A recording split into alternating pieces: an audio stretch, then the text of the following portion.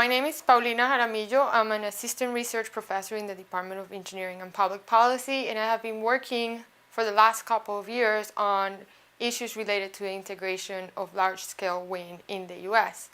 I will talk today about hurricane risk to offshore wind farms in the U.S. So the title of my presentation is Will Hurricanes Clobber Offshore Wind? The U.S. is a good offshore wind resource, and there are plans to start developing this resource if we want to get to high penetration of wind resources. The wind resource is located all over throughout the United States, although the most accessible offshore wind resources are in the Atlantic coast and the Gulf of Mexico. As you know, we get hurricanes in the Atlantic coast and the Gulf of Mexico, and wind turbines are vulnerable to hurricanes. The pictures here show wind turbines in Japan that were buckled as a result of a typhoon in 2003. And you can see that the damage was severe to these turbines, and they were offline until they were replaced. Turbines are designed for European conditions where there are no hurricanes, and their design speeds are equivalent to a Category 2 hurricane. So what you can see in this graph is a cumulative distribution function of the number of turbines in a 50 turbine wind farm being destroyed at different wind speeds, and the numbers in the upper level of the chart show you the hurricane category. So you can see that after Category 3, you can expect the turbines to be damaged. We developed a model to estimate buckling of wind turbine towers in several locations in the United States, but I'm going to present specifically for the case of Galveston, Texas. This is a 50 turbine wind farm, and what I show here is the cumulative distribution of the number of towers that buckle in this wind farm in a 20-year period. What you see highlighted with the red lines is an explanation of what the graph is showing, and I've pointed out to a point where of 5 turbines being buckled, the probability of 5 turbines or more being buckled during the 20-year period. So as I said there's a 4% probability that more than 5 turbines are destroyed during this 20-year period. So that also means there's a 96% probability that less than 5 turbines buckle in this 20-year period. The same example, but with a higher number, you have a probability of only 1% of losing more than 25 or half of your turbines in this 20-year period. The other case we looked at was looking at regional development. So we looked at a case where we installed 86 gigawatts of capacity on offshore Texas. So what I'm showing in this graph is the cumulative distribution function of losing a certain amount of capacity over a return period, over a period of 2, 5, 10, 15, 20, or 25, or 30 years.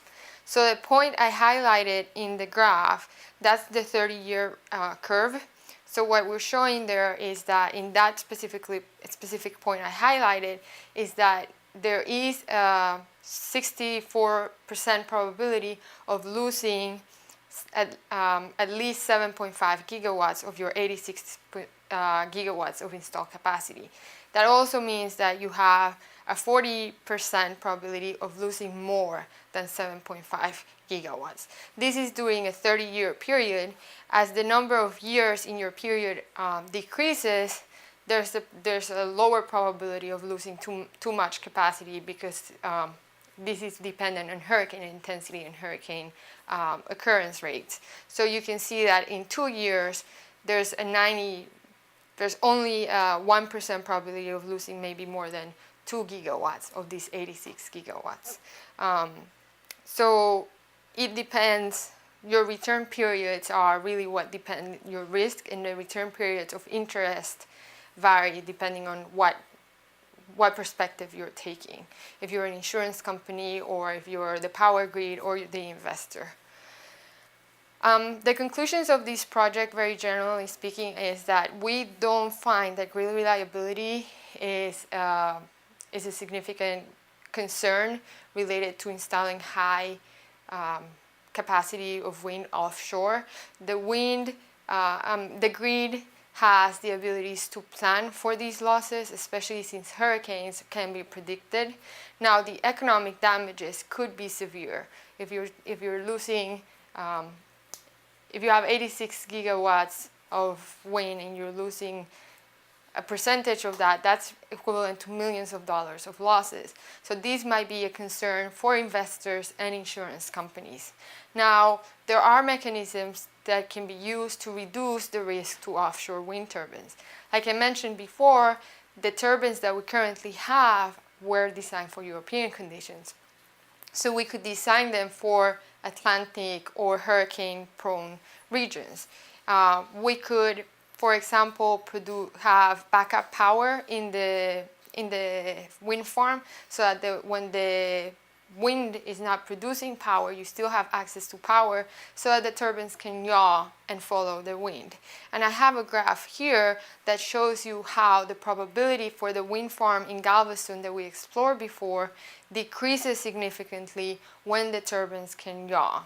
So the blue line is the graph that we had shown previously, where this is the risk of losing a certain number of turbines in a 20-year period, and the red dotted line is what happens to that risk when the turbine can yaw, and you can see that it's much higher, which means the probability is lower of damage, of losing too many turbines is lower. You can also design stronger blades and stronger towels. This would require more material in the wind turbines themselves, so more steel and carbon fiber, which would likely increase the price of the cost of the wind turbine. So there's a trade-off between designing stronger wind turbines for offshore and the cost. Finally, we can choose sites that are less prone to hurricanes. And this figure here shows you the wind resource, the most accessible wind resource in the different states in the eastern coast, and the rate of hurricane occurrence that has occurred since records have begun. So in the upper corner, where Texas and Louisiana and North Carolina are, those are states that have significant wind resources, but also have the highest risk of having hurricanes hit the turbines. The other states have a more moderate wind resource, but they have lower probability of having a hurricane hit the state. So what we suggest is that if we want to develop offshore wind, we can start developing in sites where the risk of hurricanes is lower. And that's the end of my presentation. If you have any questions about this research, you can email me at paulina@cmu.edu.